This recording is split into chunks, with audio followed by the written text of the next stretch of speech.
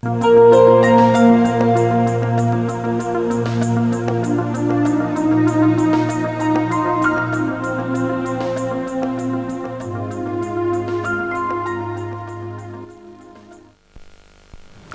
diváci, vzhľadom k situácii v Českej televízii z pochopiteľných príčin reláciu Udalosti Českej televízie dnes neodvysielame.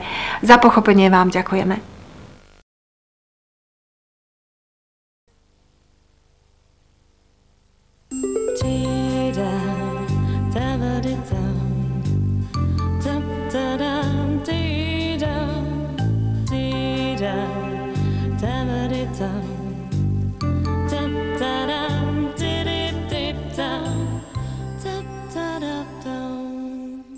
Krásný den, dobré poledne, milí diváci. Za všech i těch méně příznivých okolností pro vás vysíláme magazín Sama doma, který uvádí Česká televize na prvním programu ve 12 hodin a 10 minut.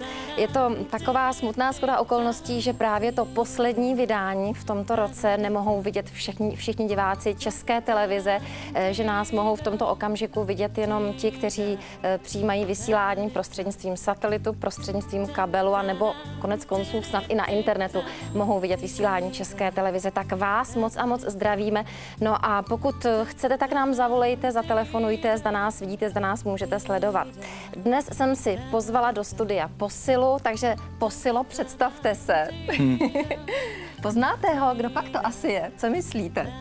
Tak já myslím, že to není zase až tak jednoduché, abych to celá spletla. No tak jo, ono to omlazuje trošku. Dobrý večer. Eduard Hrubeš. Tedy dobrý večer. Takže je tady tmá, dobré poledne. Ano, já ale vy jste zvyklý zdravit dobrý večer. Takže teď dobré poledne, shodneme se na tom. Ne, že jsem ve večerním taky jaksi úboru. Tak já myslím, že se vám tu bude u nás líbit, protože podívejte se třeba například tady vlevo. No to mě právě sem nalákalo, víte, jsem si říkal, tady bude určitě dobře jenom těch flašek a jsou na to 3, ti toho namíchají. A to je mistr světa, tohleto. I tak Jan vypadá. Pína, který namíchá mladý a už koktejle. mistr světa. Silvestra, k tomu samozřejmě patří něco dobrého k pití. Ne, jasně. A budeme propagovat míšené nápoje, což je zdravé. No, sice trošku, když jich je moc, tak to nedělá nejlíp na Nesmí se to moc zase. Nesmí se to přehánět.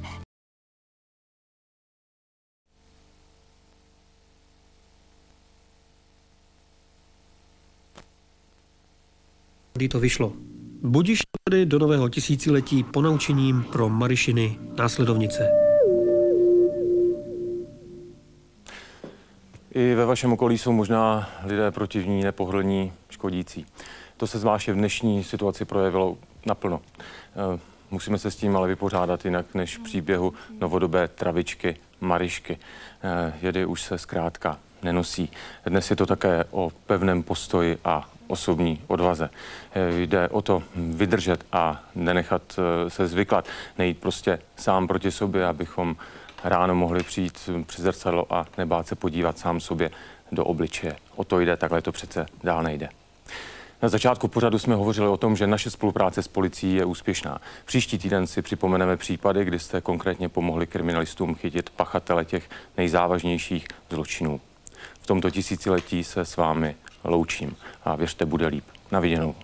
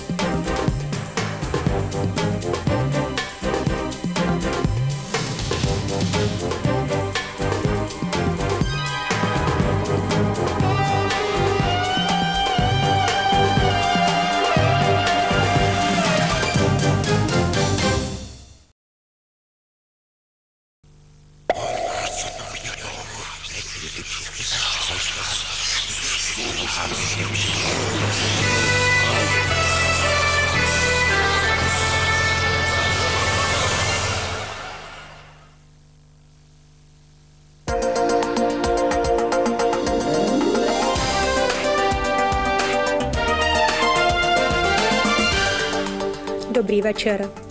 Rada pro rozhlasové a televizní vysílání jedná o situaci v České televizi. Krátce po jejím zahájení se do budovy rady dostavil i Jiří Hodač, kterého Rada České televize zvolila generálním ředitelem. Rada pro rozhlasové a televizní vysílání má rozhodnout, které z obou vysílání České televize bylo nelegální. Předseda rady Martin Muchka ale dnes pochybnil to, že rada by ve sporu kolem České televize mohla vystupovat v roli arbitra. Jiří Hodač se účastnil dnešního jednání rady zhruba půl hodiny. Předseda Poslanecké sněmovny Václav Klaus svolal na 5. ledna mimořádnou schůzi dolní komory parlamentu. Jediným bodem jednání bude zpráva Rady České televize o současné situaci v ČT.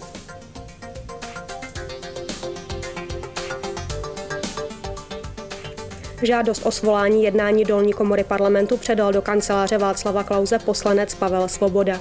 Podepsalo ji 42 poslanců z ČSSD, Unie svobody, KDU, ČSL a KSČM. Mimořádná schůze Poslanecké sněmovny začne příští pátek v 10 hodin. Situací v České televizi se dnes zabýval i sněmovní výbor pro vědu, vzdělání, kulturu, mládež a tělovýchovu.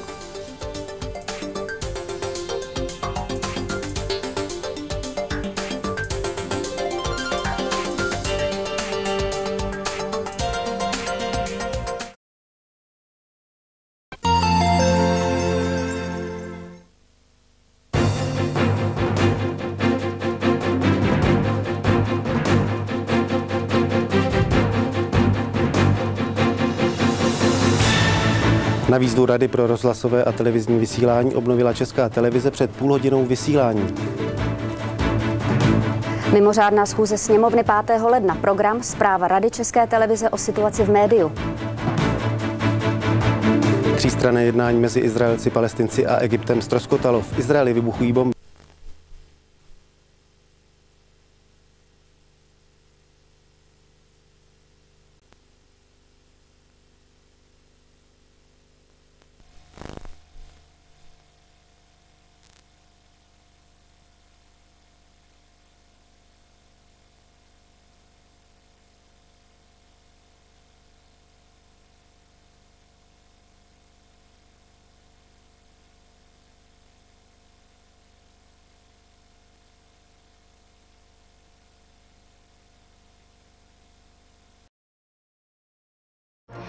Dobrý večer pri novinách Slovenskej televízie.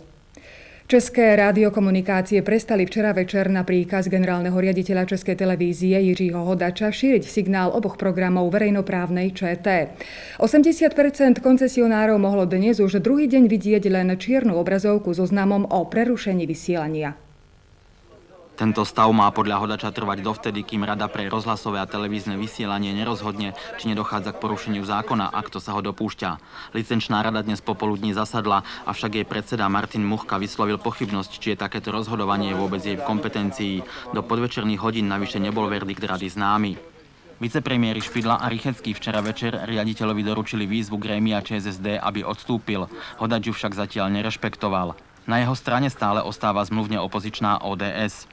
Myslím, že stávající vedení České televize je zcela legitimní a mělo by mít možnost podle zákona také pracovat. Rychecký a Špidla súčasne ubezpečili spravodajcov, že mocenský zásah štátu v redakcii je úplne vylúčený.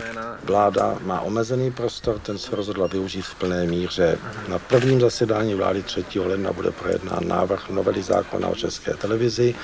Návrh, který má umožnit, aby byla zvolena nová rada České televize a aby tato rada byla skutečne nezávislá. Krízou v Českej televízii sa bude zaoberať aj poslanecká snemovňa. Na návrh skupiny poslancov sa zíde 5. januára. Redaktori vzdorujúci novému vedeniu pokračujú v práci, no ich spravodajstvo môže sledovať len asi 1/5 divákov, ktorá má káblovú televíziu alebo satelitný príjimač. Ďalšie tisíce stoja každý večer pred budovou spravodajstva, kde môžu udalosti vidieť na veľkoplošnej obrazovke. Petíciu na podporu vzdorujúcich redaktorov už podpísalo vyše 40 000 ľudí. Popoludní Anonym oznámil v redakcii bombu. Po dohode s políciou však budovu nikto nemusel opustiť. My nadále připravujeme všechny zpravodajské relace standardním způsobem. Dál jsme na svých pracovištích, protože jsme zaměstnanci České televize a stále platí to, co říkáme od začátku, že trváme na svých požadavcích. Legitimitu Hodača na poste generálneho riaditeľa dnes potvrdil aj kultúrny výbor poslaneckej snemovne. Televízia však už takmer 24 hodín nevysiela a straty za neplnenie zmluvných záväzkov už dosahujú milióny. Igor Barát, Slovenská televízia, Praha. Situácia v Českej televízii sa len pred chvíľou zmenila. Televízia začala krátko pred 19. hodinou vysielať. Pred budovou Českej televízie v Prahe je s najnovšími informáciami už pripravený náš spravodajca Igor Barát. Igor, na čí pokyn začala Česká televízia opäť vysielať? Dobrý večer z Prahy, no ešte než ti odpoviem na čí pokyn, musím povedať, že ona začala vysielať, ale aj prestala, pretože o 19. hodine a 15. minúte, keď sa začala spravodajská relácia Události odtiaľto z Kavčích hôr, po niekoľkých sekundách bol tento signál znova odpojený, to znamená znova 80% divákov v Českej republike nemalo možnosť sledovať nič iné, iba ten povestný čierny nápis, ktorý už vidia druhý deň. No aby som odpovedal na tvoju otázku, televízia začala vysielať na pokyn generálneho riaditeľa Hodača, ktorého k tomu vyzvala Rada pre rozhlasové a televízne vysielanie. Igor, televízia opäť prestala vysielať. Sú známe výšky strát v súvislosti so zastavením vysielania. Kto ich vlastne zaplatí? Výšky strát sú zatiaľ odhadované, ale hovorí sa o sume medzi 7 a 10 miliónmi iba za uplynulých 24 hodín. Tieto straty vznikli tým, že Česká televízia nebola schopná odvysielať, respektíve dopraviť k divákom signál, dopraviť k divákom program, v ktorom sa žrebovali žrebovacie súťaže Sasky. Nebola schopná odvysielať reklamné spoty, sponzorské odkazy, nevysielala teletext, na ktorom sú takisto komerčné stránky. Takže tieto škody, ešte raz opakujem, sú odhadované na 7 až 10 miliónov. A kto ich zaplatí, to v tejto chvíli naozaj nikto nevie, ale v každom prípade bude asi nasledovať veľmi veľa rôznych súdnych sporov aj na túto tému. Budú zamestnanci spravodajstva v proteste pokračovať? Dokážeš odhadnúť ďalší vývoj situácie v Českej televízii? No tak to v tejto chvíli naozaj asi nedokáže odhadnúť vôbec nikto, ale ako to povedala v mojej reportáži, v príspevku, ktorý ste pred chvíľkou videli, kolegyňa Jolana Voldánová, redaktori sú odhodlaní v tom proteste pokračovať a trvajú na svojich požiadavkách, medzi ktorými je na prvom mieste rezignácia generálneho riaditeľa Hodača a rezignácia členov Rady Českej televízie. Takže ten protest pokračuje aj v týchto chvíľach a bude pokračovať, aspoň teda ako redaktori hovoria, bude pokračovať až dovtedy, kým ich požiadavky nebudú splnené. Ďakujeme za informácie. Dovidenia. Dovidenia. Kontrola verejnoprávnych televízií je takmer v každej európskej krajine zabezpečovaná inak. Na hospodárenie a program väčšinou dohliada jeden kontrolný orgán a na licenčnú politiku štátu druhý. Žiadna európska krajina však nie je zákonom 100% chránená pred politickým zasahovaním. Ide skôr o jemné mechanizmy spoliehajúce sa na verejnú kontrolu a politickú kultúru. Práve preto majú západné krajiny pred východnou Európou náskok. Systém spravovania a kontroly verejnoprávnych televízií je v Čechách aj na Slovensku podobný. Rada ČT aj Rada STV, ktoré majú dohliadať na hospodárenie a program, majú 9 členov, ktorých volí parlament. Rozdiel je v tom, že v Čechách volí a odvoláva ústredného riaditeľa práve Rada ČT, na Slovensku parlament na návrh Rady STV. V oboch krajinách existuje ešte tzv. Licenčná rada, ktorá udeľuje licencie na vysielanie a dohliada na dodržiavanie mediálnych zákonov. Za vzor verejnoprávnej televízie v Európe je považovaná britská BBC. Členov jej kontrolného orgánu Rady guvernérov menuje minister vnútra a ich menovací dekrét podpisuje kráľovná. Odvolaní môžu byť iba na základe preukázaného porušenia zákona. Formálne schvaľujú aj výkonného riaditeľa BBC. Francúzsko je príkladom krajiny, kde existuje iba jedna vrchná audiovizuálna rada, ktorá má na starosti celý audiovizuálny priestor. 3 z 9 členov menuje prezident a 6 volí parlament. V Nemecku sú 2 verejnoprávne televízie a každá krajinská vláda má svoju mediálnu radu. Pri verejnoprávnych médiách navyše existuje programová rada s niekoľkými desiatkami členov. Tí sú menovaní priamo rôznymi profesnými a občianskymi združeniami. Programová rada má však iba poradný hlas. Švédska verejnoprávna televízia Sydney má 2 kontrolné orgány. Členovia prvého sú nominovaní vládou, druhý má rôznorodé zastúpenie. Na to, aby došlo k zvoleniu alebo odvolaniu generálneho riaditeľa, je potrebný súhlas oboch kontrolných zložiek. Podobný systém sa uplatňuje aj v Poľsku. V Európskej únii existuje snaha vytvoriť celoeurópsky kontrolný orgán, jeho skutočný vznik je však zatiaľ v nedohľadne.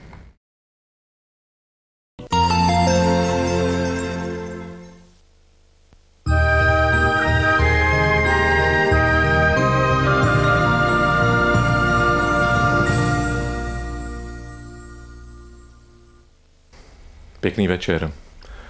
Vážení diváci, zdá se, že vás nakonec přeci jen můžu přivítat při sledování filmu, který by měl následovat.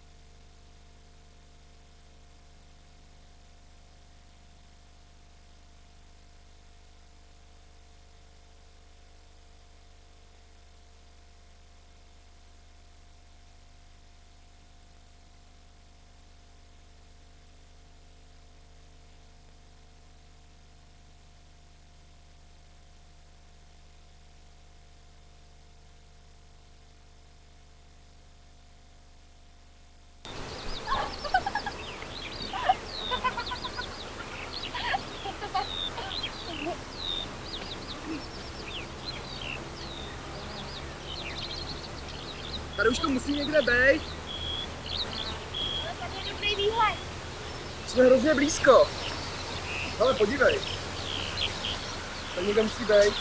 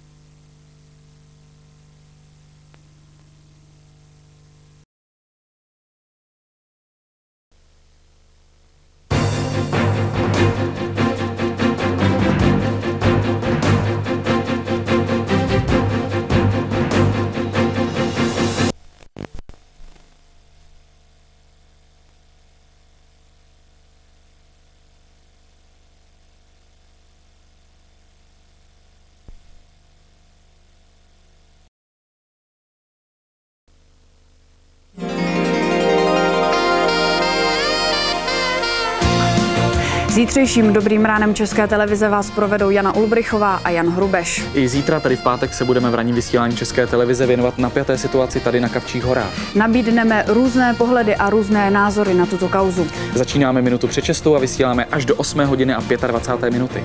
Reprízujeme náš pořad od 9 na ČT2.